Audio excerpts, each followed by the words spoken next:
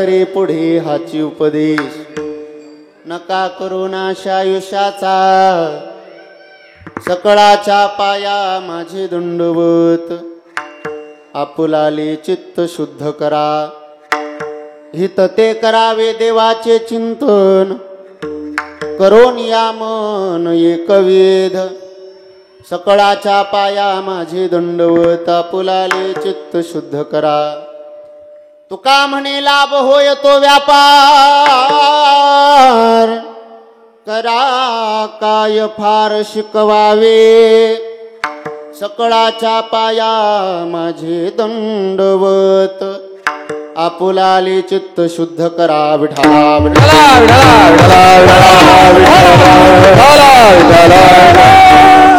महायोग पीठे तटे भीमरथ्या वरम पुंडरीकाय दातुं मुनींद्रहि समागत्य तिष्ठन्तमानंद कंदम परब्रह्मलिंगम भजे पांडुरंगम पांडुरंगा करू प्रथम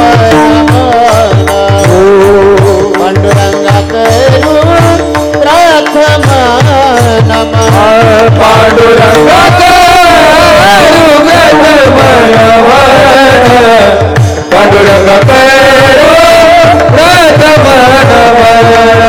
पांडुरंगा करू प्रथम नमन पांडुरंगा करू प्रथम नमन पांडुरंगा करू प्रथम नमन पांडुरंगा करू प्रथम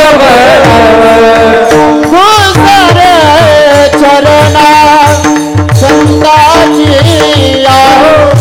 दुसरे चरणा संताची गुसरे संताची दुसरे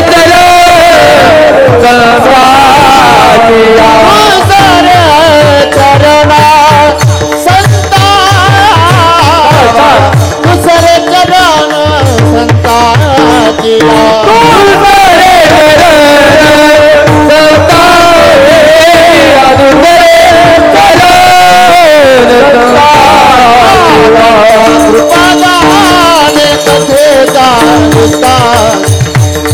कृपदाने कथेचा विस्तार कृपदाने कथेचा विस्तार कृपदाने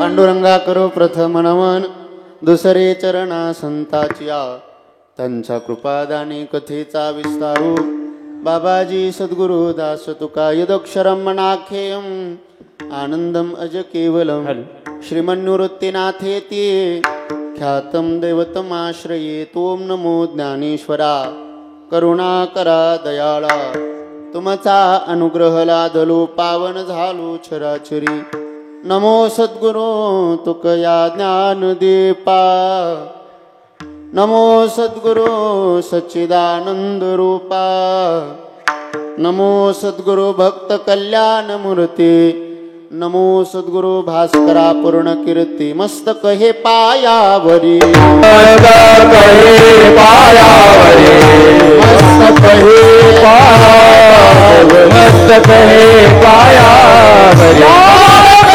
संताचा वार करी संताचा वार करी संताचा वार करी संताचा वार करी संताचा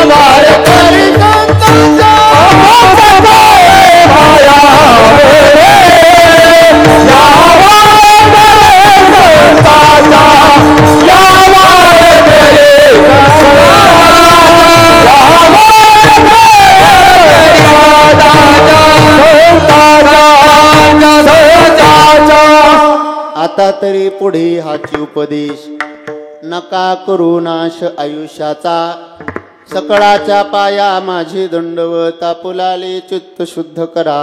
प्रस्तुत प्राप्त प्रसंगी प्राप्त स्थळी भगवत चिंतना करता तुम्हा मायबाप श्रोत्यांच्या सेवेकरता निवडलेला अभंग वैराग्याचे रागरसिक संत देहोचे सुप्रसिद्ध साधू जगद्वंदने जगद्गुरु श्री तुकाराम महाराज यांचा गोड असा अभंग आजच्या संकीर्तनाच्या सेवेकरता निवडला आहे. विठाला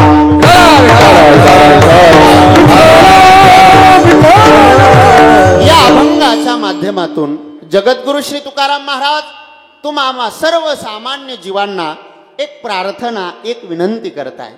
खरं तर जगद्गुरु श्री तुकाराम महाराजांनी तुमच्या आमच्या समोर उभं राहावं, तुम्हाला आम्हाला बघून तुम्हाला आम्हाला नमस्कार करावा, तुमच्या आमच्या पायावर दंडवत करावं इतका काही आपला अधिकार नाही.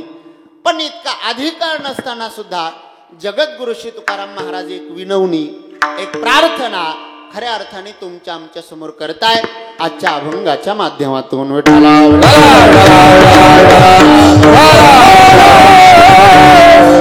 महाराजांचा गोड असा अभंग आजच्या सेवेकरता निवडलाय. संकल्पित वेळेमध्ये ही सेवा आपल्याला भगवान परमात्म्याच्या चरणी समर्पित करायची. या सेवेला प्रारंभ करण्यापूर्वी खऱ्या अर्थाने आपण आज सर्वजण कुठल्या निमित्ताने एकत्रित उपस्थित आहोत सर्व मायबाप श्रोत्यांना कल्पना आहे.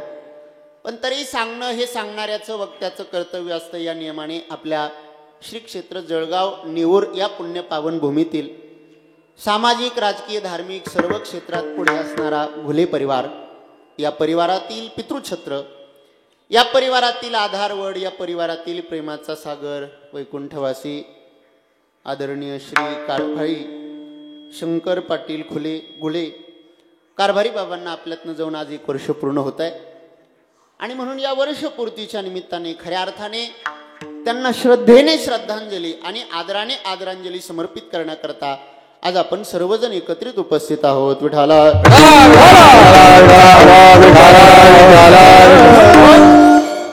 खऱ्या अर्थाने बाबांच्या पश्चात त्यांचा फार मोठा परिवार आहे. त्यामध्ये त्यांच्या पत्नी आहे गंगा भागीरथी, यशोदाबाई कारभारी घुले, त्यांची मुलं आहे श्री प्रभाकर कारभारी घुले, श्री सुधाकर कारभारी घुले, श्री विलास कारभारी घुले, त्याचबरोबर श्री भास्कर कारभारी घुले, श्री अरुण कारभारी घुले, च्या भाऊजाई आहे गंगा भागीरथी जनाबाई गणपत घुले, त्याचबरोबर त्यांची पुतणी आहे, नातू आहे, पणतू आहे. मोठा परिवार बाबांच्या पश्चात आहे. 1 वर्ष झालं या परिवाराला अनाथ करून बाबा इहलोकाची यात्रा बाबांनी संपविली. आणि खऱ्या अर्थाने आज वर्ष श्राद्धाचा दिवस. या निमित्ताने या संपूर्ण घुले परिवाराच्या माध्यमातून पिंडदान, ज्ञानदान, अन्नदान आदी कार्यक्रमांचं आयोजन या परिवाराने आज या ठिकाणी केलेलं आहे. का करायचं श्राद्ध, श्राद्ध शब्दाचा अर्थ काय, अनेक गोष्टीचं चिंतन आपल्याला पुढच्या काही वेळेमध्ये करायचंय. आजच्या या कीर्तनाकरता खऱ्या अर्थाने महाराष्ट्रातील सर्व ख्यातनाम गुणीजन मंडळी या ठिकाणी उपस्थित आहे. त्यामध्ये गोड ज्यांचा आवाज आहे, ज्यांच्या आवाजात ताकद आहे, आवाजात अगदी पहाडी आवाज ज्यांचा आहे, महाराष्ट्रातील एक ख्यातनाम गायनाचार्य कीर्तनकार आदरणीय हरिभक्तीपरायण आमचे परममित्र श्री सागरजी महाराज घुमरे या ठिकाणी उपस्थित आहे. टाळ्यांच्या गजरात आपण त्यांचं स्वागत करूया.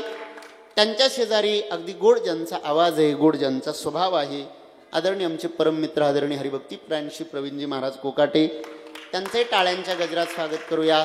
मृदंगावर ज्यांचा गोड आवाज आहे, गोड ज्यांची थाप आहे, गोड ज्यांचं वाजवणं आहे, कीर्तनकाराला गायकाला हवं तेवढंच अगदी पोषक ज्यांचं वाजवणं आहे, आदरणीय आमचे हरिभक्तीपरायण श्री विलासजी महाराज जेजूरकर, त्यांचंही टाळ्यांच्या गजरात स्वागत करू. इकडे विनेकरी महाराज आहे, आमच्या संस्थेतले सगळे बालगोपाळ विद्यार्थी मंडळी आमची चुलती आहे. आपल्या श्री क्षेत्र जळगाव नेऊर या पुण्य पावन भूमीतील सर्वच ज्येष्ठ श्रेष्ठ वयस्कर मंडळी, सर्व भजनी मंडळी, सर्वांना धन्यवाद देतो. या संपूर्ण घुले परिवाराच्या दुःखामध्ये सहभागी होण्याकरता आपण सर्वजण बहुसंख्येने आलात. आपल्याही सर्वांना धन्यवाद देतो. साऊंड सिस्टीमवाल्यांना धन्यवाद देतो. सर्वांच्या चरणारविंदी विनम्र भावाने नतमस्तक होतो आणि काहीशा वेळेत अभंगावर चिंतन करण्याचा प्रयत्न करतो. विठाला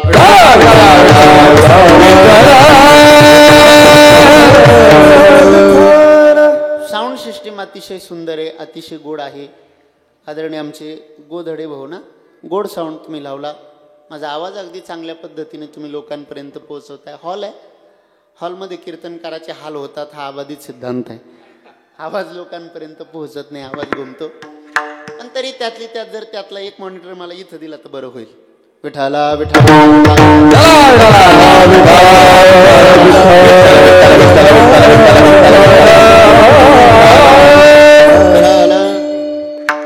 सव्वा 11 वाजलेले, 12 सव्वा 12 पर्यंत एक तासभर आपण सेवा करूया.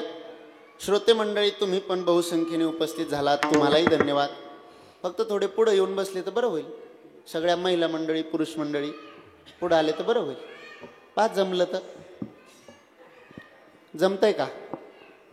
हा, उठा उठा, सगळ्यांनी उठा, मागच्या सगळ्या उठा उठा. आता कीर्तनाला नको यायला होतं पण येऊन आलोच आहे, बसायला नको होतो येऊन बसलोच आहे. मग मागणं बसण्यापेक्षा पुढे येऊन बसलं तर जरा बरं वाटेल, मलाही बरं वाटेल आणि तुम्हालाही बरं वाटेल. विठाला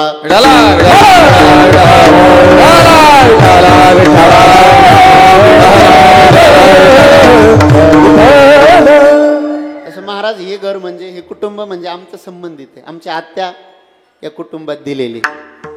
त्याच्यामुळे तेवढा काही माझा बोलण्याचा अधिकार नाही, कारण आता आमची बाजू जरा पडती बाजू आहे. या सगळ्यांनी उठा, महिला मंडळ सगळे उठा, मागच्या सगळे उठा, उठा, त्या मागच्या कोपऱ्यातले सगळे उठा, सगळ्यांनी उठा, या पुढे या. विठाला विठाला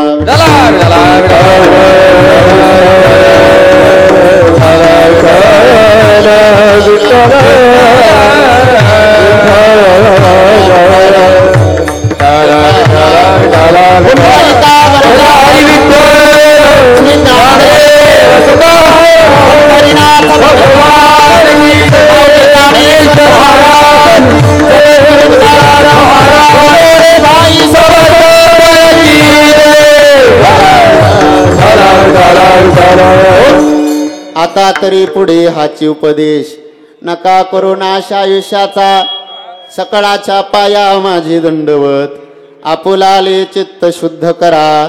तुकाराम महाराजांचा गोड असा अभंग आजच्या कीर्तनाच्या सेवेकरता निवडलाय. तुकाराम महाराज आजच्या अभंगातून एक प्रार्थना, एक विनंती करताय. खऱ्या अर्थाने आज आपण ज्या निमित्ताने एकत्रित जमलेलो आहोत ते निमित्त आहे वर्ष श्राद्धाचं. वैकुंठवासी कारभारी बाबांना आपल्यातनं जाऊन 1 वर्ष पूर्ण होत आहे आणि म्हणून या वर्षपूर्तीच्या निमित्ताने खऱ्या अर्थाने आजचा श्राद्धाचा कार्यक्रम आहे. ध्यानात घ्या, श्राद्ध नेमकं म्हणायचं कशाला, श्राद्ध शब्दाचा अर्थ काय, श्राद्ध शब्दाची व्याख्या काय, श्राद्ध शब्दाची उत्पत्ती काय. लक्ष देऊन ऐका. श्राद्ध शब्दाचा अर्थ असा आहे, श्राद्ध शब्दाची व्याख्या असा आहे, श्रद्धयात कृते यत तत् श्राद्धाः. ध्यानात घ्या, आपल्यातनं आपली आई गेली असेल, आपले वडील गेले असतील, आपल्यातनं आपले जे म्हणून पितर गेलेले आहे त्या पितरांच्या सद्गती करता, आपल्या पितरांच्या उद्धारा करता, आपल्या माता पित्यांच्या ऊर्ध्वगती करता मागे राहिलेल्या मंडळींनी केलेलं सत्कर्म, मागे राहिलेल्या मंडळींनी केलेलं पुण्यकर्म याला श्राद्ध असं म्हटलं जातं. विठाला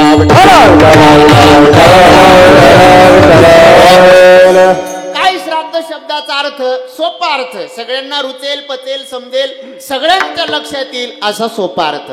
कशाला श्राद्ध म्हणायचं? आपल्यातनं आपले जे पितर गेलेले आहे त्या पितरांच्या उद्धारा करता, त्या पितरांच्या सद्गती करता केलेलं सत्कर्म, केलेलं पुण्यकर्म याला श्राद्ध म्हणायचं. बस, याच्या पलीकडे श्राद्ध शब्दाची दुसरी व्याख्या आपल्याला करता येणार नाही. धर्मशास्त्र असं सांगतं, आपल्यातनं गेलेल्या पितरांच्या सद्गती करता, आपल्यातनं गेलेल्या पितरांच्या उद्धारा करता श्रद्धायुक्त अंतकरणाने केलेल्या क्रिया याला श्राद्ध म्हणतात. श्रद्धया कृते यत् तत् श्राद्धाः. पितरांच्या सद्गती करता, पितरांच्या उद्धारा करता केलेलं सत्कर्म, पितरांच्या उद्धारा करता केलेलं पुण्यकर्म याला श्राद्ध असं म्हणतात. आता बरेच लोक असं म्हणतात, महाराज हे बघा, एकदा आमचे पितर आमच्यातून गेले, समजा वडील गेले, आई गेली, एकदा का त्यांच्या शरीराची राख झाली, एकदा का त्यांच्या शरीराची माती झाली, मग ते गेले म्हणजे सगळं संपलं. मग ते गेल्याच्या नंतर हे श्राद्ध, महिने जेव घालणं, दशक्रिया विधी, पिंडदान हे करायचं कशा करता, आणि नाही केलं तर काय होईल. विठाला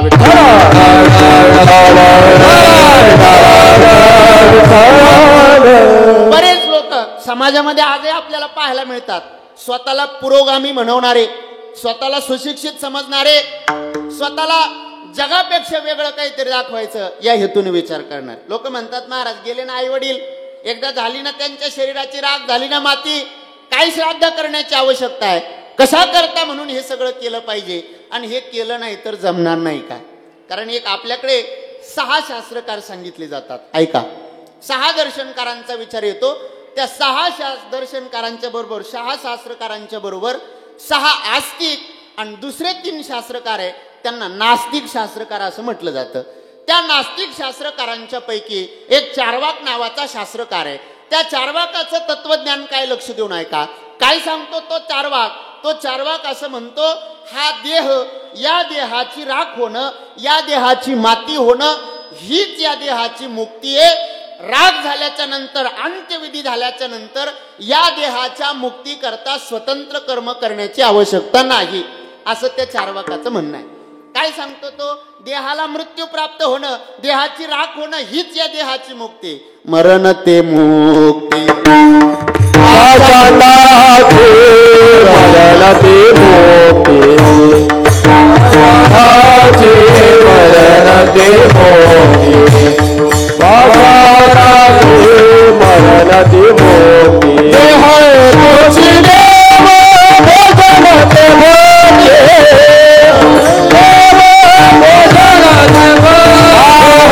तुझी देव भोजन ते भोगे, तुझी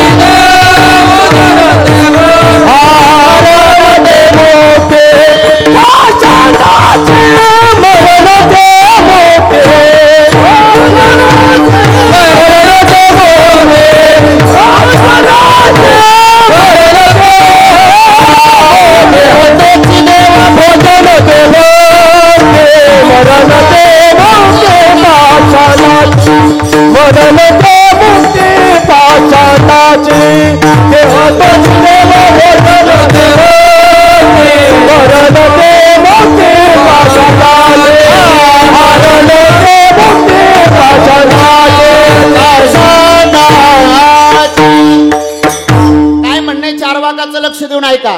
तो सांगतो, या जगामध्ये दुसरा देव नाही, हा देह म्हणजेच देव आहे. देह तोची देव. बरं, देव आला म्हणजे त्याची भक्ती आली. महाराज सांगतात, तो चार्वाक असं म्हणतो, या देवाला जर पैसे लागतात तर पैसे आणायचे कुठून? पैसे कमवण्याचं माध्यम. बरं, तुम्हाला थोडं पुढे जाऊन सांगतो. कष्ट करायचे, काम करायचं, दिवसभर शेतात राबायचं आणि त्या कष्टाच्या जीवावर पैसे मिळवायचे. त्या पैशाला काही मजा आहे काय? पैसा कसा आला पाहिजे? विना सायास आला पाहिजे. शरीराला धक्का न लागता पैसा आला पाहिजे. कष्ट न करता पैसा आला पाहिजे. ही लोकांची प्रवृत्ती आहे आजकालची, ध्यानात घ्या. मग आणि कष्ट करून पैसा कमवायचा, त्याला काही मजा म्हणता येईल का? मजा जर करायची असेल तर विना सायास पैसा आला पाहिजे. मग पैसा येईल कुठून? मग म्हटलं एक काम करा ना, कष्ट न करता पैसा पाहिजे ना, मग त्याच्याकरता काय करा? म्हटले कर्ज काढा. काय करा? कर्ज काढा. ऋणम कृत्वा घृतम पिबेत. कर्ज काढा, मजा करा, आनंदात जीवन जगा. महाराज याचा आदर्श लोकांनी एवढा घेतला, लोक गाडीवर लिहायला लागले, ज्याच्यावर कर्ज तोच गाडीवर. लोक गाडीवर लिहायला लागले, ज्याच्यावर कर्ज तोच खरा मर्द म्हणे. विठाला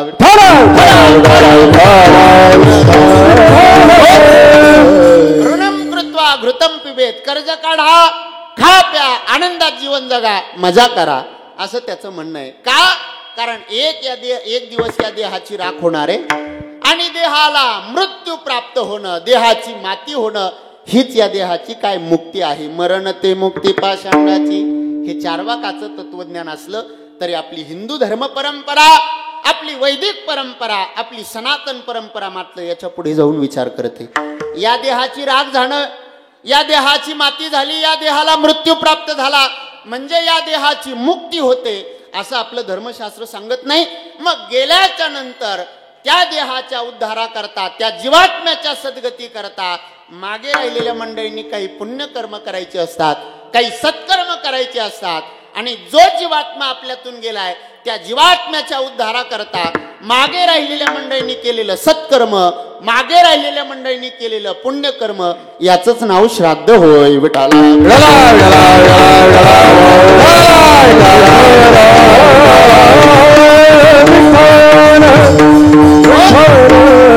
श्राद्ध म्हणजे काय? काय? पितरांच्या उद्धाराकरता केलेलं सत्कर्म, पितरांच्या सद्गती करता केलेलं पुण्यकर्म, आपल्या पितरांच्या उद्धाराकरता केलेला दान धर्म, याला श्राद्ध असं म्हणतात. महाराज का म्हणून श्राद्ध करायचं? श्राद्ध करण्याची आवश्यकता काय? श्राद्ध करण्याची गरज काय? आणि आम्ही श्राद्ध जर केलं नाही तर काय होईल? अनेक अंगाने आपल्याला चिंतन करता येईल. ऐका, लक्ष देऊन ऐका. का म्हणून श्राद्ध करायचं? तर त्याचं सगळ्यात पहिलं कारण आपल्या पितरांच्या उद्धाराकरता, आपल्या पितरांच्या सद्गती करता प्रयत्न करणं आपलं कर्तव्य आहे. आपल्यातून जे आपले पितर गेले असतील, आपले आई वडील गेले असतील, आपले माता पित्यांच्या नवे आपल्यातून गेलेल्या सर्व पितरांच्या उद्धाराकरता प्रयत्न करणं आपलं काय कर्तव्य आहे. मी कायम एक सिद्धांत सांगत असतो, लक्ष देऊन ऐका. मुलगा लहान असेल, लहानपणी त्या मुलाचा सांभाळ करणं, लहानपणी त्या मुलाला हव्या असलेल्या सर्व वस्तू पुरवणं, त्या मुलाला चांगलं शिक्षण देणं, नवे त्याला चांगल्या पद्धतीने जीवन जगता येईल अशी सर्व व्यवस्था करून ठेवणं, हे प्रत्येक आई वडिलाचं काय बोलत चला. मुलगा लहान आहे, लहानपणी त्याचा सांभाळ करणं, त्याला हव्या असलेल्या सर्व वस्तू पुरवणं, चांगल्या पद्धतीने त्याला जीवन जगता येईल, चांगलं शिक्षण देणं, सर्व व्यवस्था करून ठेवणं त्याच्याकरता, हे प्रत्येक आई वडिलाचं काय कर्तव्य. आता आम्ही गावोगाव फिरत असतो, प्रत्येक ठिकाणी गेलं का लोकांच्या तेच बोंबा. महाराज पोर ऐकती नाही, आम्ही लय पोरांकरता असं केलं, एकाचे 2, 2चे 4, एवढं केलं तेवढं केलं. प्रत्येक ठिकाणी तीच बोंबा बोंब. मी कायम सांगत असतो, मग केलं तर काय उपकार केला का? केलं काय उपकार केला का? मला सांगा. लहानपणी मुलांचा सांभाळ करणं हे तुमचं काय बोलत चला, काय बोलत चला, काय काय कर्तव्य. मुलाचा सांभाळ करणं तुमचं कर्तव्य आहे. त्याच्याकरता संपत्ती जमा करणं तुमचं कर्तव्य आहे. त्याला चांगलं शिक्षण देणं तुमचं कर्तव्य आहे. त्याला चांगल्या पद्धतीने जीवन जगता येईल हे प्रत्येक आई वडिलाचं काय कर्तव्य आहे. आता चला पुढे.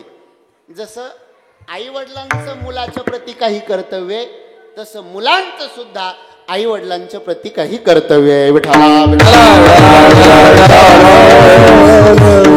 आई वडिलांनी त्यांचं कर्तव्य प्रामाणिकपणे पार पाडलं. मग आता आमचं काय कर्तव्य? लक्ष देऊन ऐका. आमचे आई वडील वृद्ध झाले, आमचे आई वडील म्हातारे झाले, आता त्यांचे हात पाय चालत नाही. आई वडील वृद्ध झाल्याच्या नंतर म्हातारपणी त्यांची सेवा करणं आणि ते गेल्याच्या नंतर त्यांच्या उद्धाराकरता श्राद्ध आदी कर्म करणं हे प्रत्येक पुत्राचं कर्तव्य आहे. दोन्ही अंगाने आपल्याला विचार करायचा आहे का? लहानपणी मुलाचा सांभाळ करणं आई वडिलांचं कर्तव्य आहे. त्यांना चांगलं जीवन जगता येईल अशी सर्व व्यवस्था करून ठेवणं, संपत्ती जमून ठेवणं, चांगलं शिक्षण देणं, चांगले संस्कार देणं हे जसं प्रत्येक आई वडिलाचं कर्तव्य आहे, तसं मुलं मोठी झाल्यानंतर, आई वडील वृद्ध झाल्याच्या नंतर म्हातारपणी त्यांची सेवा करणं आणि ते गेल्याच्या नंतर त्यांच्या उद्धाराकरता श्राद्धादी कर्म करणं हे प्रत्येक पुत्राचं काय आहे कर्तव्य आहे. दोनही गोष्टी आपल्याकडून पितरांच्या संदर्भाने घडल्या पाहिजे. ध्यानात घ्या, आपल्या माता पित्यांच्या संदर्भाने पहिली गोष्ट ते म्हातारे जिवंतपणी त्यांची सेवाही घडली पाहिजे आणि ते गेल्याच्या नंतर त्यांच्या उद्धाराकरता श्राद्धही घडलं पाहिजे.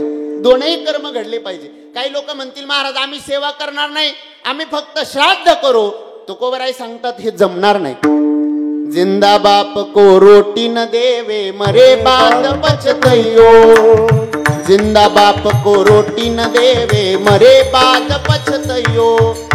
मुठभर चावल छत पर फेंको, मुठभर चावल छत पर फेंको. कौवा बाप बनयो रे भजन बिना कैसे तरियो. अनाड़ी दुनिया भजन बिना कैसे तरियो. काय शब्द आहे महाराजांचे. महाराज म्हटलं जिवंतपणे आई वडिलांची सेवा केली नाही आणि ते गेल्याच्या नंतर त्यांच्या उद्धाराकरता श्राद्धादी कर्म करतोय, वर्ष श्राद्ध करतोय, सारं गाव जीव घालतोय. महाराज म्हणतात त्याचा काही फायदा नाही. जिंदा बाप को रोटी न देवे मरे बाद पछतयो. मेल्यानंतर काय फायदा? मुठभर चावल छत पर फेको. कौवा बाप बनयो रे भजन बिना कैसे तरियो. विचारा तुकोबरायांना. तुकोबराय सांगतात जिवंतपणी आई वडिलांना 2 वेळचं अन्न दिलं नाही आणि मेल्यानंतर त्यांच्या करता श्राद्ध करतो. जित्या नाही अन्न मेल्यावरती पिंडदान. मेल्यावरती पिंडदान. मेल्यावरती पिंडदान.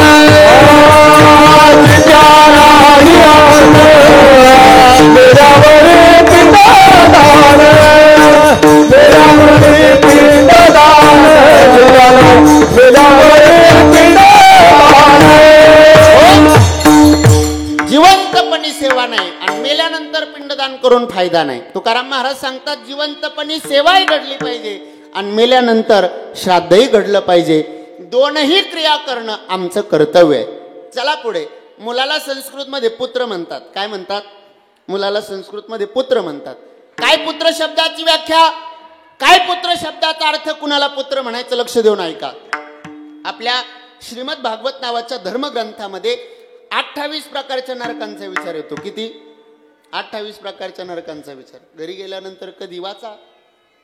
28 प्रकारचे नरक वाचून ठेवा. आता आपल्याला जायचंय नंतर गेल्यावर तुम्हाला काय वाटतं आपल्याला स्वर्ग आहे का? अजिबात नाही. आपल्याला तिकडच जायचं. वाचून ठेवा घरी गेल्यानंतर. पू शब्दाचा अर्थ काय होतो लक्ष देऊन ऐका. पू शब्दाचा अर्थ संस्कृत मध्ये नरक असा होतो आणि त्र शब्दाचा अर्थ होतो त्रणाम त्रायते. आपल्या पितरांना नरकातून टाळण्याकरता जो प्रयत्न करतो शास्त्राने त्यालाच पुत्र असं म्हटलंय.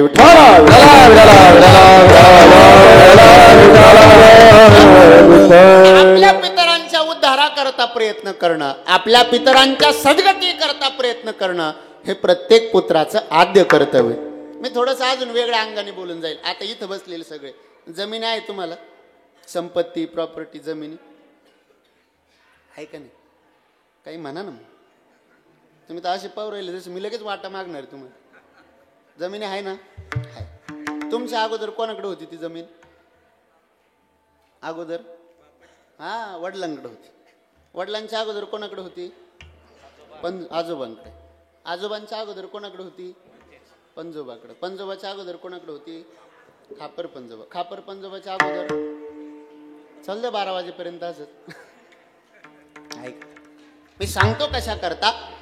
ज्या संपत्तीचा उपभोग आपण घेतोय ती आपल्या वाडवडिलांची पूर्वजांची वडिलोपार्जित आहे.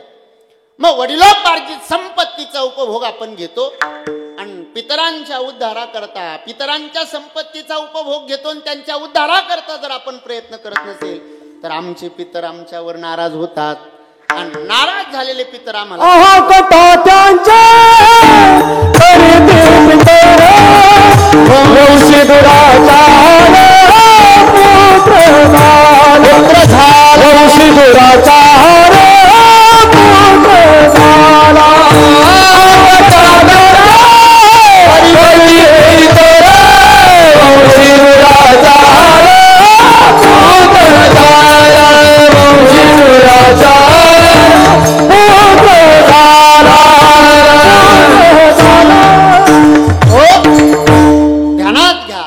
आमच्यावर नाराज झालेले पितर आम्हाला शाप देतात. वंशी दुराचार पुत्र झाला, आमच्या कुळात जन्माला आला, आमच्या संपत्तीचा उपभोग घेतो आणि आमच्या उद्धाराकरता प्रयत्न करत नाही. पितर नाराज होतात, शाप देतात.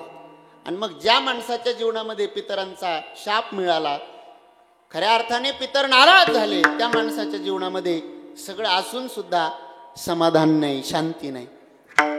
याच्या विरोधात जाऊन सांगेल ज्ञानोबराय सांगतात अथवा पितरांची व्रते वाहती जयाची चित्ते यांती देवव्रता देवान पितृण्यांती पितृव्रता. या श्लोकाखालचं ज्ञानोबरायांचं चिंतन बघा. ज्ञानोबराय सांगतात ज्या माणसाने आपल्या जीवनामध्ये पितरांची सेवा केली, पितरांच्या उद्धाराकरता प्रयत्न केला, खऱ्या अर्थाने त्या माणसाला त्याच्या जीवनात कसलीच कमतरता भासत नाही. हा पितरांच्या आशीर्वादाचा परिणाम आहे.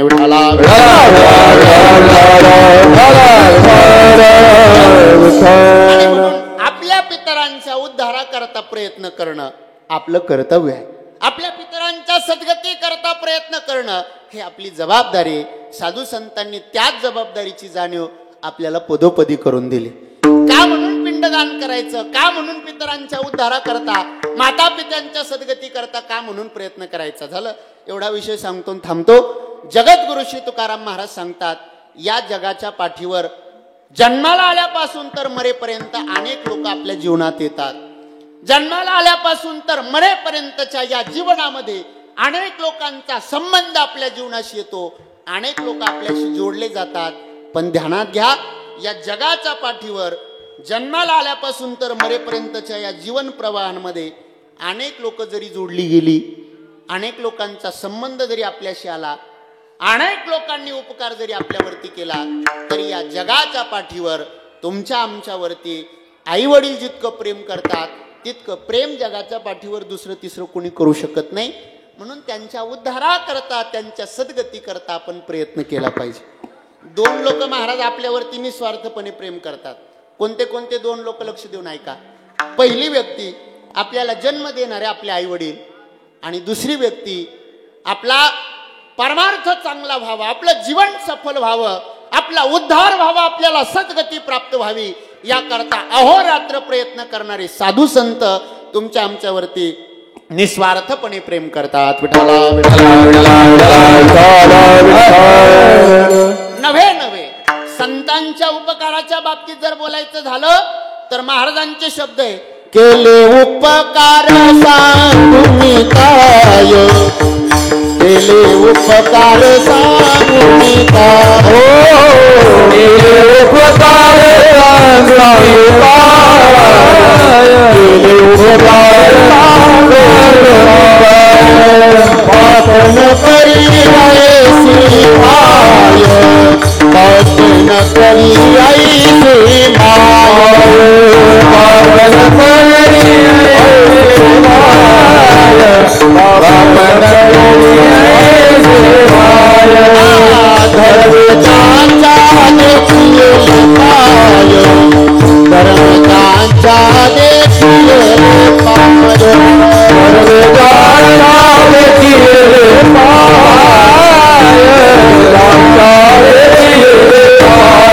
पाय, दिले अक्षय अभय दानगा, दिले अक्षय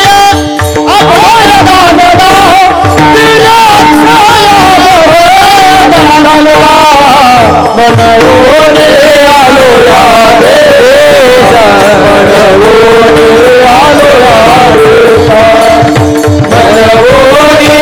आलो या देश, मनोरे आलो या देश.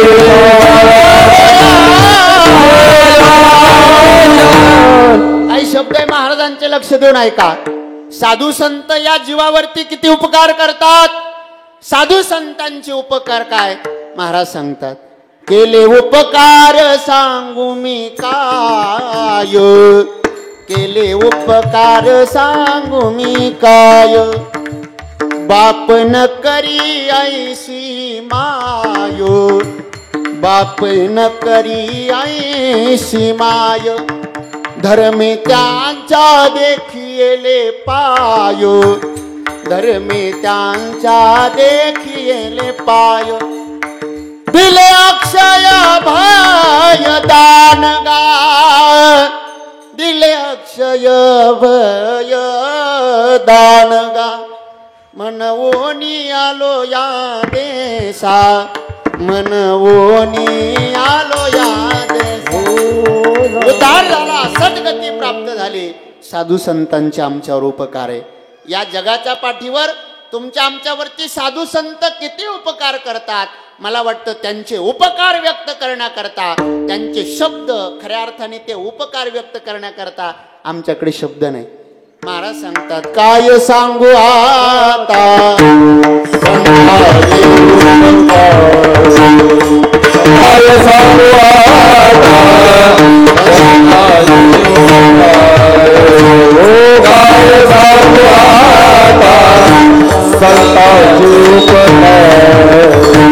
काय सांगू आता संतांचे उपकार, माझा निरंतर जागवी दे, माझा निरंतर जागवी दे, काय राहुराते वारे उतराये, काय राहुराते वारे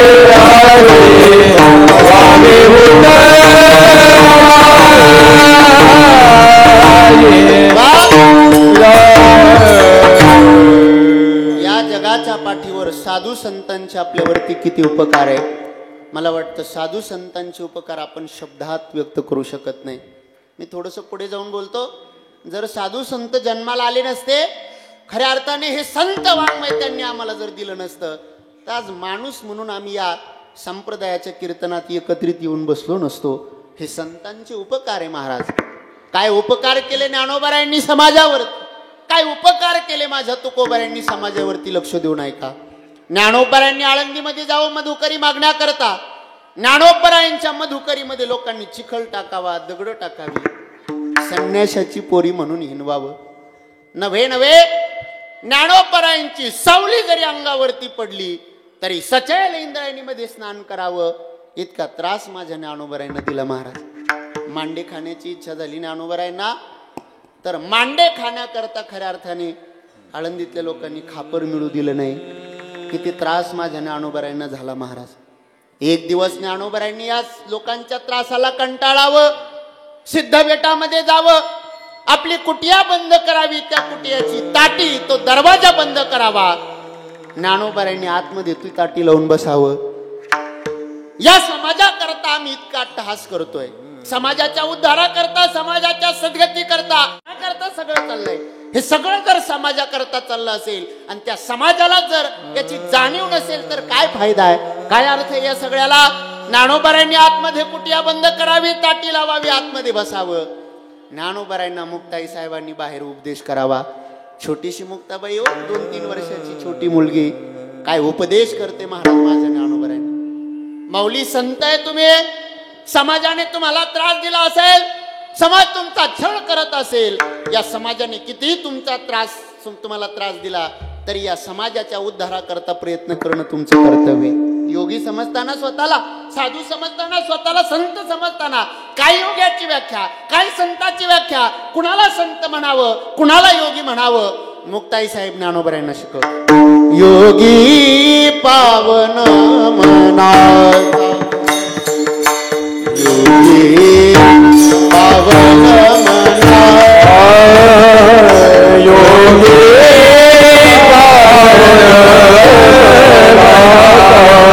योगी पावन मना, साये अपराध जनाचा, साये अपराध जना, साये अपराध जनाचा, साये अपराध योगी पावन मना, योगी पावन मना, योगी पावन मना, योगी पावन मना.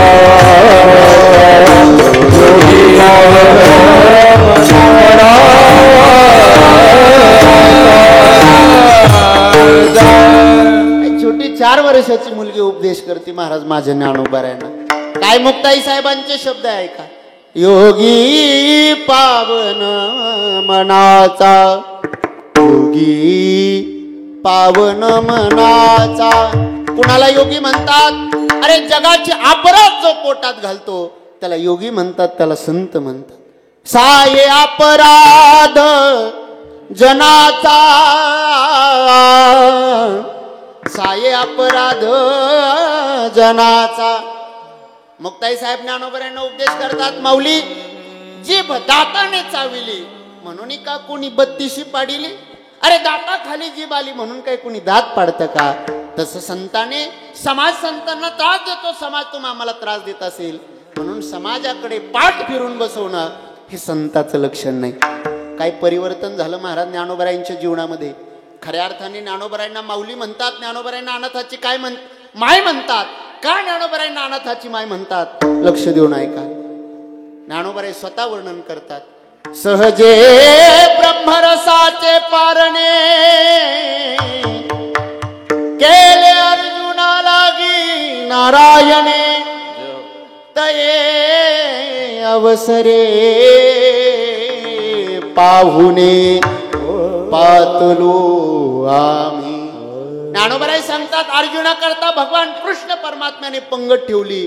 पंगत कशाची होती? ब्रह्मरसाची. सामान्य पंगत नव्हती, ब्रह्मरसाची पंगत खऱ्या अर्थाने अर्जुना करता भगवान कृष्ण परमात्म्याने ठेवलेली. ज्ञानोबाराय सांगतात, मला निमंत्रण नव्हतं, अचानक गेलो, अतिथी म्हणून तिथे गेलो. भगवान परमात्म्याने माझ्याकडे बघावं. वा वा माऊली, काही दुग्ध शर्करा योग म्हणावा. अर्जुनाच्या करता ही ब्रह्मरसाची पंगत आणि तुम्ही अतिथी म्हणून पाहुणे म्हणून तुम्ही आलात. या माऊली बसा. ज्ञानोबरायांकरता सुद्धा पात्र वाढण्यात आलं. पंगत ब्रह्मरसाची. 3 लोक पंक्तीत बसलेले. एका बाजूला भगवान कृष्ण परमात्मा, एका बाजूला अर्जुन, मध्ये ज्ञानोबराय बसलेले. ताटावरती ब्रह्मरसाचं अन्न वाढण्यात आलं. पाणी फिरवण्यात आलं, आचमन करण्यात आलं, श्लोक म्हणण्यात आला. आता जेवणाला प्रारंभ करायचा. अन्न सामान्य नव्हतं, ब्रह्मरसाचं होतं. आता आपल्याकडे नियम असतो, जर कोणी अतिथी आला, पाहुणा आला, तर आपण म्हणतो अगोदर तुम्ही सुरुवात करा, घ्या घास, करा सुरुवात, म्हणजेच बाकीचे जेवतील. आता ज्ञानोबराय अतिथी म्हणून आलेले. ज्ञानोबराय बराच वेळ झालं त्या अन्नाला स्पर्श करायला तयार नाही. भगवान परमात्म्याने विचारावं, माऊली अहो ब्रह्मरसाचा अन्न तुमच्या करता, अर्जुनाच्या करता ही पंगत तुम्ही अचानक अतिथी म्हणून आला, करा ना माऊली सेवन, घ्या ना घास, करा ना माऊली जेवायला सुरुवात. बराच वेळ झालं माऊली त्या ब्रह्मरसाच्या अन्नाला स्पर्श करायला तयार नाही. आणि बघता बघता महाराज माऊलींच्या डोळ्यातून अश्रू बाहेर पडायला लागले. कुणीतरी विचारावं, अर्जुनाने विचारावं, भगवंताने विचारावं, माऊली इतका चांगला योग आणि इतक्या चांगल्या योगामध्ये आणि खऱ्या अर्थाने ही ब्रह्मरसाची पंगत, तुम्ही आम्ही सगळे जेवायला बसलो आणि इतक्या आनंदाच्या समयी तुमच्या डोळ्यात अश्रू का म्हणून रडताय तुम्ही? ज्ञानोबरायांनी बोलायला सुरुवात केली. ज्ञानोबरायांनी सांगावं, देवा अरे अर्जुनाच्या करता ही ब्रह्मरसाची पंगत, मी पाहुणा म्हणून अतिथी म्हणून इथं आलो, मलाही पात्र वाढण्यात आलं, मी जेवायला बसलो. ऐक देवा, मला तुला एक प्रश्न विचारायचा. महिला मंडळ लक्ष द्या. भगवंताला ज्ञानोबरायांनी एक प्रश्न विचारला. काय प्रश्न विचारला? माऊली सांगतात, देवा एका घरी सुवासिनी जेवलाचा कार्यक्रम होता, सगळ्या सुवासिनी बोलवल्या. त्यात एक सुवासिनी लहान लहान तिची मुलं घरी होती. सकाळपासून ती मुलं शाळेत गेलेली, घरी आली, भुकेने व्याकुळ झालेली मुलं, भूक लागली, आई आई म्हणून शोधायला लागले. कुणीतरी सांगितलं, तुमची आई त्या अमुक अमुक घरी सुवासिनी म्हणून जेवणा करता गेलेली. देवा आई, ती मुलं आईचा शोध घेत घेत घेत त्या घरी आली ज्या ठिकाणी सुवासिनी जेवणाचा कार्यक्रम. सुवासिनींकरता जेवणाचा कार्यक्रम, पंचपक्वान्नांचं अन्न बनवलेलं, पंचपक्वान्नांचं पात्र समोर वाढलेलं आणि त्या सगळ्या सुवासिनी जेवणाकरता बसलेल्या. आणि तेवढ्यात ही भुकेने व्याकुळ झालेली मुलं आई आई आई करत त्या दरवाजापर्यंत आली. ऐक देवा, त्या घर मालकीने बघितलं, छोटी छोटी मुलं मध्ये येत आहे, धावत गेली त्या मुलांकडे, सांगितलं, हे बाळा आल्या पावली माघारी फिरा, हे जेवण तुमच्या करता नाही, हे जेवण कुणा करताय? फक्त सुवासिनीं करताय, तुमच्या करता इथं जेवण मिळणार नाही, आल्या पावली माघारी जा. आणि म्हणून त्या मालकिनीने त्या मुलांना माघारी पाठवलं. बर, काय म्हणायचंय माऊली तुम्हाला? देवा मला तुला एकच प्रश्न विचारायचा आहे. खऱ्या अर्थाने बाहेर ती मुलं उपाशी भुकेने व्याकुळ झालेली ती मुलं आणि त्यांची आई आतमध्ये बसलेली, पंचपक्वान्नांचं ताट तिच्या समोर वाढलेलं आहे, जेवायला सुरुवात करायची. देवा मला तुला एकच प्रश्न विचारायचा आहे. ज्या आईची मुलं ती आहेत, ती आई पंचपक्वान्नांचं ताट जरी समोर असलं तरी जेवण करेल का? काय वाटतं महिला मंडळ, जेवेल का ती? हा, जेवेल का? एक जर ती तिची मुलं असतील तर ही आतमध्ये जेवणार नाही, आणि ही जर आत जेवत असेल तर समजायचं ती तिची मुलंच नाही. ऐक देवा, जशी आपली मुलं भुकेने बाहेर व्याकुळ झालेली असताना आतमध्ये ती आई बसून जसं जेवण करू शकत नाही ना, तसं देवा हजारो वर्षापासून माझी हजारो अनाथ लेकरं या ब्रह्मज्ञानापासून वंचित आहे, या भक्ती ज्ञानापासून वंचित आहे. आणि खऱ्या अर्थाने जर माझी हजारो अनाथ लेकरं जर बाहेर या ब्रह्मरसापासून जर वंचित असेल तर मी आतमध्ये बसून हा ब्रह्मरस सेवन कसा करू शकते? ज्ञानोबरायांनी ते पात्र उचलावं, अगोदरच ब्रह्मरसाचं अन्न, त्याच्यामध्ये ज्ञानोबरायांचे प्रेमरूपी अश्रू पडलेले, भक्तिरूपी अश्रू पडलेले. ज्ञानोबरायांनी त्या पात्रावरती पदर टाकला.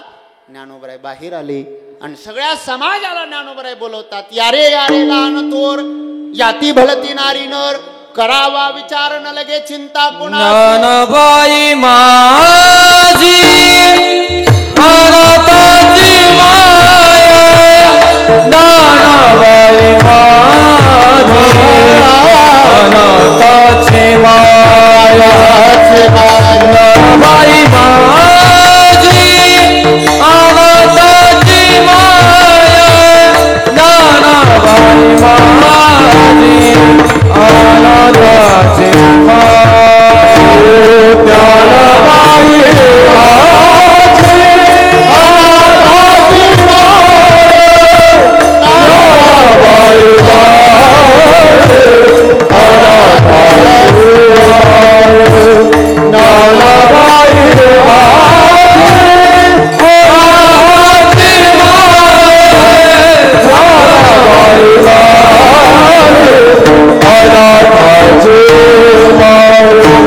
एका जनार्दनी पाय वंदित से एका जनार्दनी पाय वंदित से एका जनार्दनी पाय वंदित से एका जनार्दनी पाय वंदित से न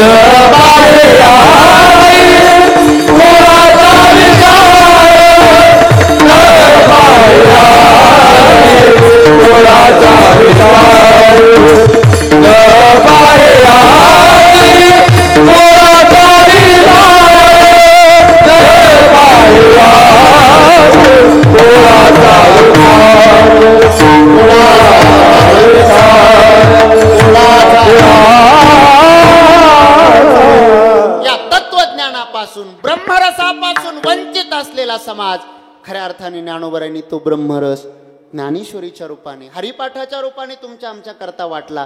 हे ज्ञानोबरांचे उपकार आहे महाराज. आनाना 12वं शतक डोळ्याच्या समोर ज्ञानोबरांनी काय क्रांती केली. ज्ञानोबरांनी या समाजावर किती मोठा उपकार केला सांगू मी तुम्हाला. 18 पगड जातीमध्ये वाटलेला हा समाज, 18 पगड जातीमध्ये विभागलेला समाज, हा समाज विठ्ठल भक्तीमध्ये एकत्रित करण्याचं काम जगाच्या पाठीवर जर कुणी केलं असेल तर ते माझ्या ज्ञानोबरांनी केलंय. विठाला आज 700 वर्षाचा कालावधी गेला.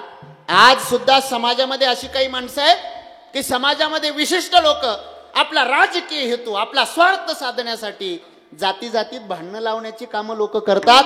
आज सुद्धा समाजात अशा नीच प्रवृत्तीची काही लोक आहेत. पण माझ्या ज्ञानोबरांनी 700 वर्षापूर्वी ज्ञानोबरांनी हा सगळा समाज एकत्रित केला. आणि तो समाज एकत्रित करत असताना ज्ञानोबरांनी विचारलं नाही तू कोणत्या जातीचा आहे, ज्ञानोबरांनी विचारलं नाही तू कोणत्या कुळाचा आहे. न पाहिया कुळाचा विचार, न पाहिया कुळाचा विचार. संत मंडळी कुळाचा विचार करत नाही, साधू संत समाजाचा विचार करत नाही.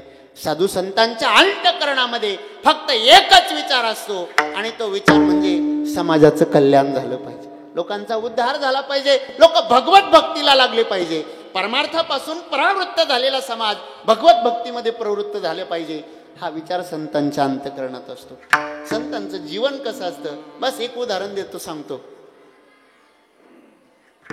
संत कुणाला म्हणायचे? जैसा मका पेड वैसा संत का हेत. आंब्याचं झाड पाहिलंय तुम्ही? ज्ञानोबराय सांगतात संत जीवन त्या पद्धतीने असतं. जैसा आम का पेड़ वैसा संत का हेत, नीचे से मारो पत्थर ऊपर से फल देत. ध्यानात घ्या, आंब्याच्या झाडाला खालून आपण दगड मारली तरी आंबावरून आपल्याला परिपक्व झालेले आंबे देतो. तसं संतांना तुम्ही किती त्रास दिला, संतांचा किती छळ केला, समाज तुमच्या उद्धाराचाच विचार करतो. विठाला तुकोबरायांच्या जीवनातला प्रसंग आहे. महाराज एक दिवस गंगेच्या कडेने चाललेले होते, इंद्रायणी मातेच्या तीरावरती चाललेले. गंमत अशी झाली, त्या इंद्रायणीच्या पाण्यामध्ये एक विंचू पडलेला दिसला. विंचू वाहवत चाललेला होता पाण्यामध्ये. संतांचं अंतःकरण दया क्षमा ज्याची अंगी, खऱ्या अर्थाने दयेने परिपूर्ण भरलेलं संतांचं हृदय असतं. तुकोबरायांची नजर त्या विंचवावरती पडली. तुकोबराय धावत त्या विंचवाजवळ गेले, आपल्या हातावरती त्या विंचवाला उचललं आणि पाण्यातून बाहेर काढू लागले.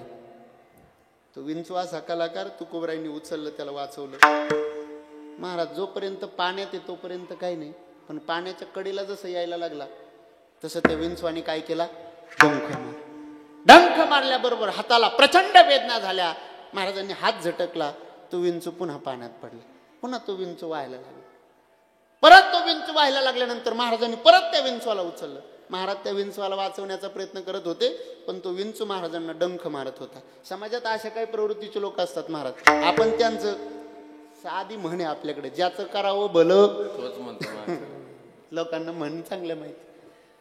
अशा काही प्रवृत्तीचे लोक असतात. तुम्ही एखाद्यावरती किती उपकार करा, किती प्रेम करा, वेळेला गरजेच्या वेळेला त्याला किती मदत करा, तो त्याचा डंख मारण्याचा स्वभाव विंचवाची नांगी तैसा दुर्जन सर्वा अंगी, तैसा दुर्जन सर्वा अंगी, तैसा दुर्जन सर्वा दुर्जन सर्वा तैसा दुर्जन सर्वा तैसा दुर्जन सर्वा. असे काही प्रवृत्तीचे लोक असतात. त्या विंचवाला पाण्यात पडल्यानंतर त्या विंचवाने पुन्हा वाहवत जावं, महाराजांनी त्याला परत वाचवावं, परत उचलून कडेला आणावं, पुन्हा त्या विंचवाने डंख करावं. असं 4-5 वेळा झालं. कडेने एक माणूस चालला होता, त्याने बघितलं. तो म्हणे, महाराज तुम्हाला काही कळतं का?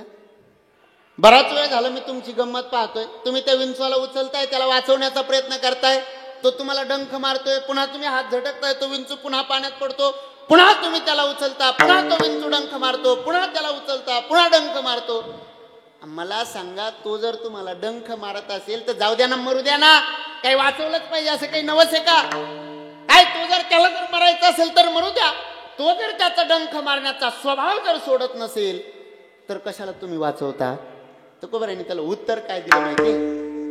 तुकोबराय सांगतात, डंख मारणं हा विंचवाचा स्वभाव.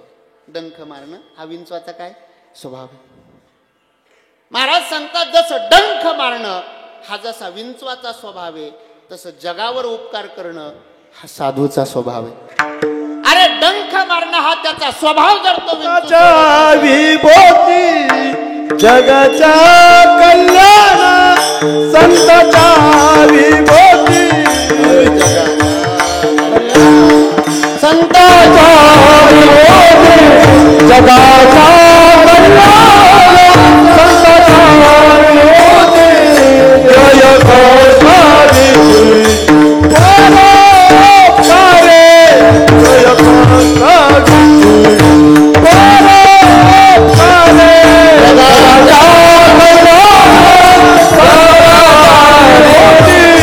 जय घोषारी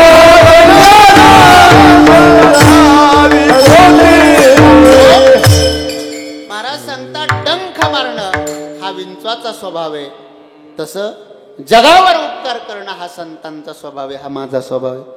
अरे तो विंचू जर त्याचा डंख मारणं हा विंचवाचा स्वभाव, तो जर विंचू त्याचा स्वभाव सोडायला तयार नाही, तर जगावर उपकार करणं हा माझा स्वभाव आहे, मी का म्हणून सोडू? या जगाच्या पाठीवर तुमच्या आमच्यावरती खऱ्या अर्थाने निस्वार्थपणे प्रेम करणारे, तुमच्या आमच्या उद्धाराकरता प्रयत्न करणारे साधू संत आहे. आणि म्हणून साधू संतांच्या अंतकरणामध्ये कळवळा निर्माण होतो. येतो हिताचा कळवळा, पडते हाती म्हणून काळा. जगाचा उद्धार झाला पाहिजे, या समाजाला भगवत प्राप्ती झाली पाहिजे, परमार्थ विन्मुख झालेला समाज भगवंताच्या जवळ आला पाहिजे, याकरता साधू संत प्रयत्न करत असतात. सुरुवातीला प्रेमात सांगतात, भजन करा, नामस्मरण करा, नामचिंतन करा. हे बघा, तुकोबरायांनी अनेक ठिकाणी तुम्हा आम्हाला उपदेश केला. अरे मी सांगतो ऐका, भजन करा, नामस्मरण करा. नाही भजन केलं तर हा जन्म वायाला जाईल. पुन्हा पुन्हा सांगतोय भजन करा. सांगतो तुम्हासी बजारे विठ्ठला, सांगतो तुम्हासी बजारे विठ्ठला, सांगतो तुम्हासी बजारे विठ्ठला, सांगतो तुम्हासी बजारे विठ्ठला, सांगतो तुम्हासी, सांगतो तुम्हासी, सांगतो तुम्हासी बजारे विठ्ठला, सांगतो तुम्हासी बजारे विठ्ठला, सांगतो तुम्हासी बजारे विठ्ठला,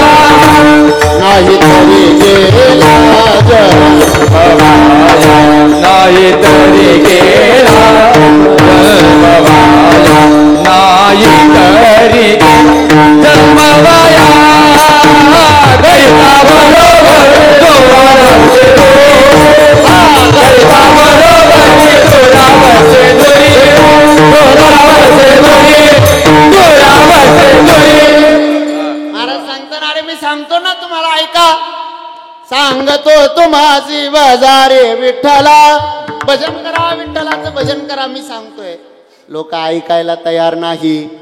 प्रेमाने सांगून लोक ऐकायला तयार नाही. मग खऱ्या अर्थाने जगद्गुरु श्री तुकाराम महाराजांनी पुढची भाषा, किती सांगू तरी नायकती बटकीचे, पुढे सिंदळीचे रडतील.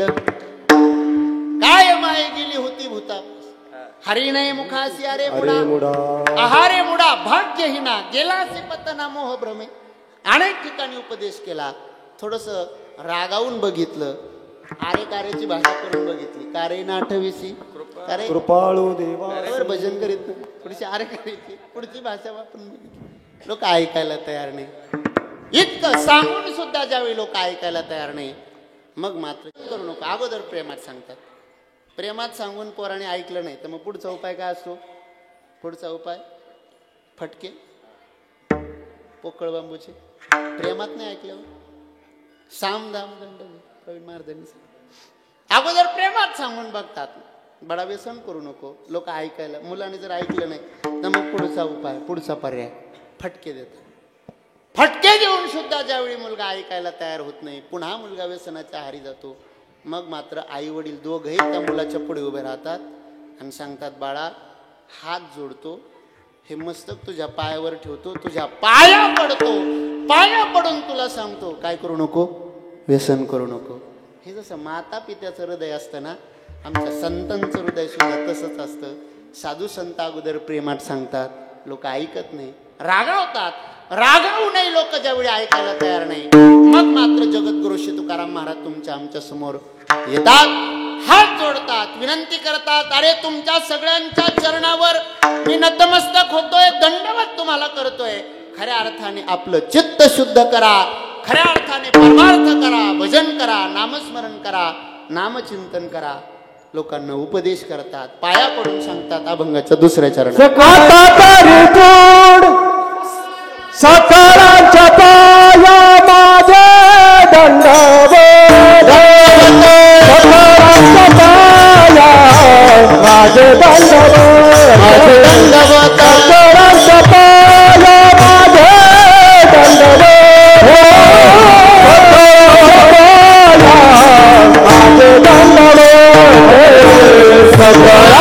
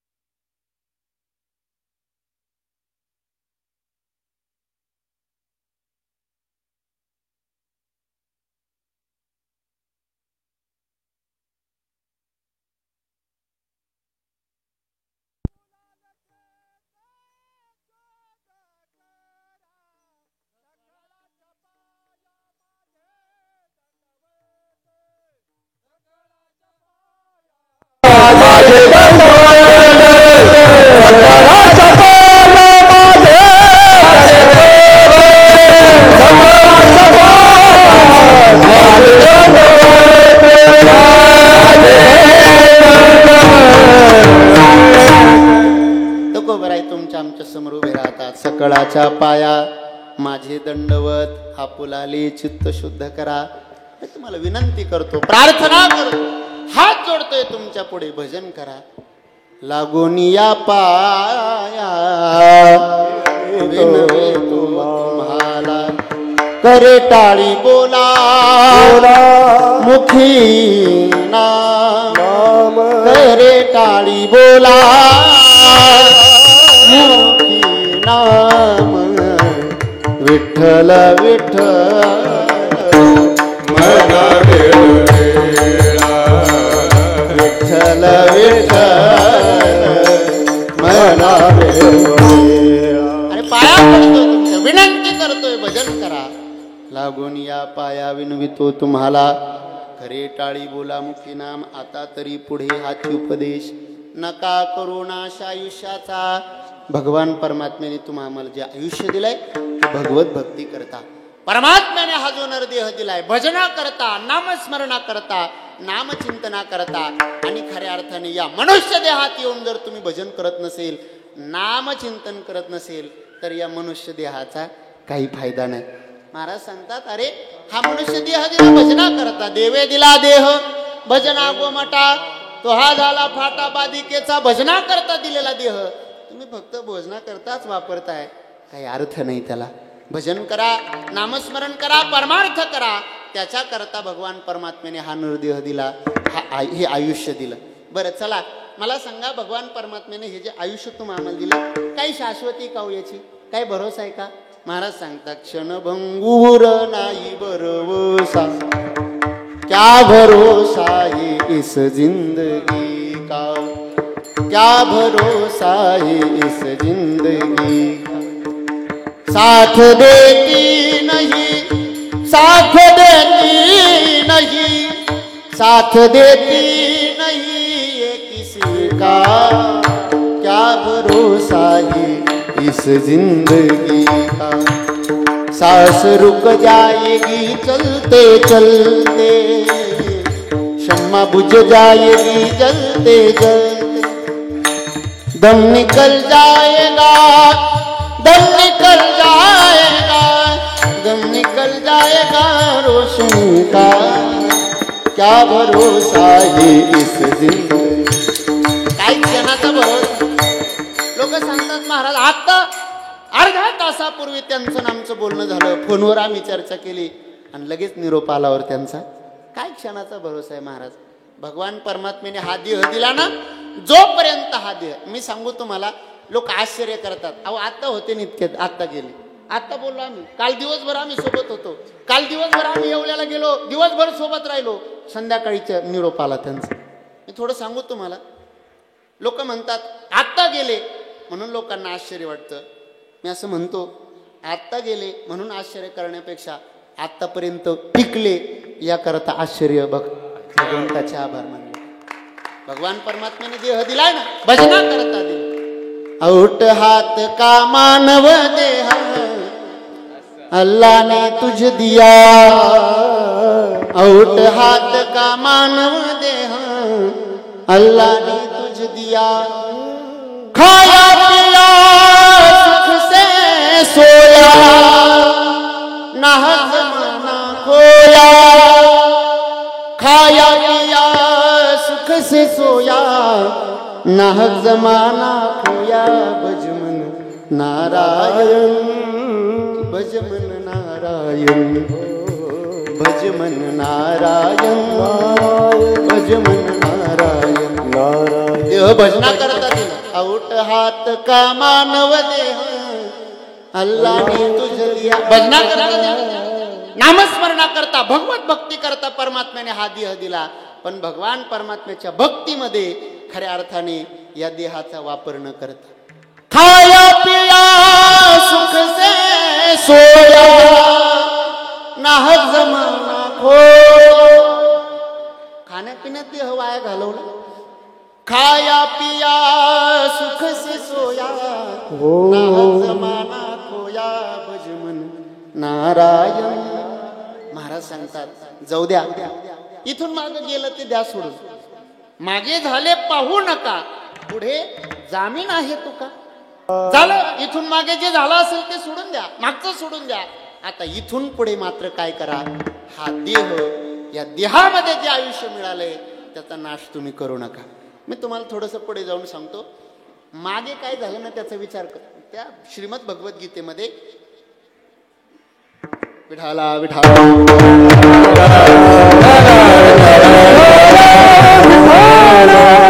श्रीमद भगवद्गीतेमध्ये भगवान परमात्म्याने विद्वान पंडित कुणाला म्हटलंय त्याची व्याख्या सांगितली. नानुशोचंती पंडित, हा गेलेल्याचा जो विचार करीत नाही. मागचं आयुष्य गेलं द्या ना सोडून, जे झालं असेल जे गेलं असेल ते द्या सोडून, मागचा विचार करू नका. आता इथून पुढे काय करता येईल त्याचा विचार करा.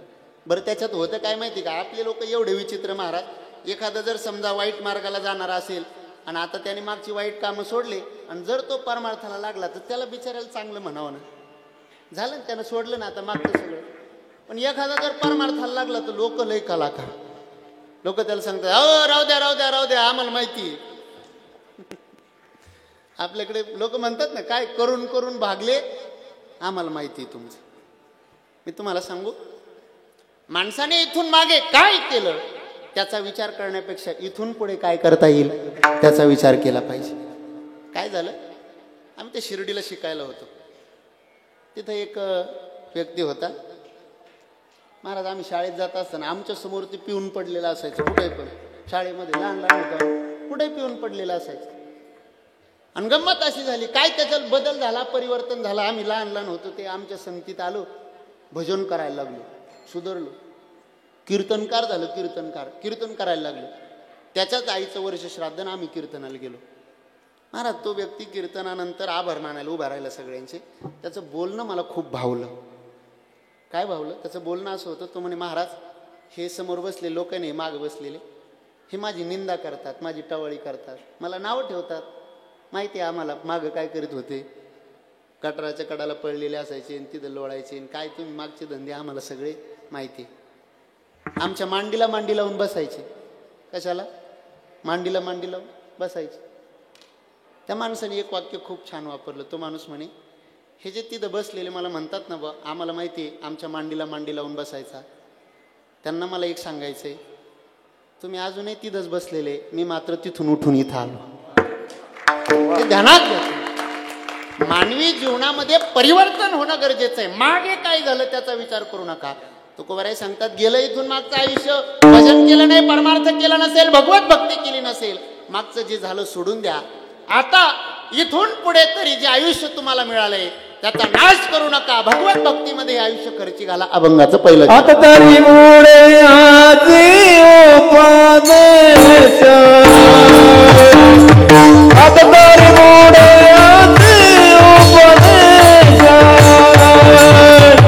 आता तरी पुढे हाती उपदेश, आता तरी पुढे हाती उपदेश, आता तरी पुढे हाती उपदेश,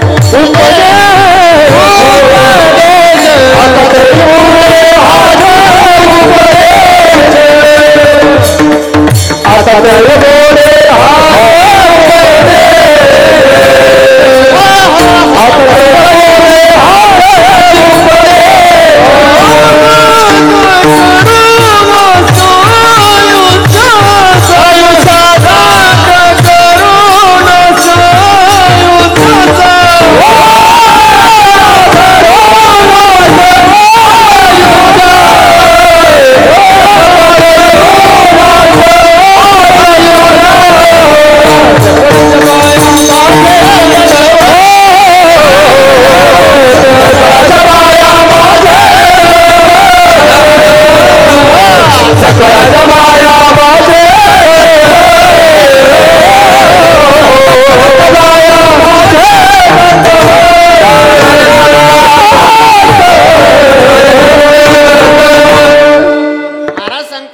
सोडून द्या. पण आता तरी पुढे हाची उपदेश.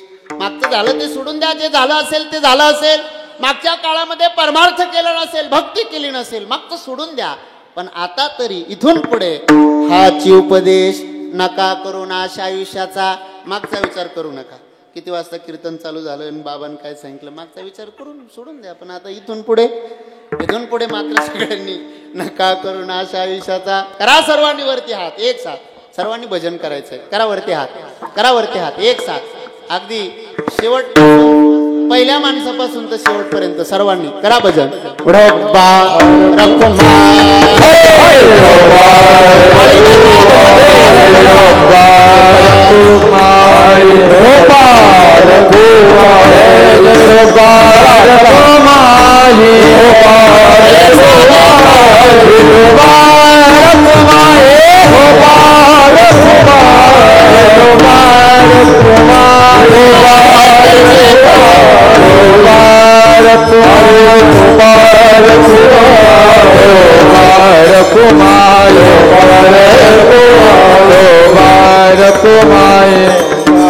कुमार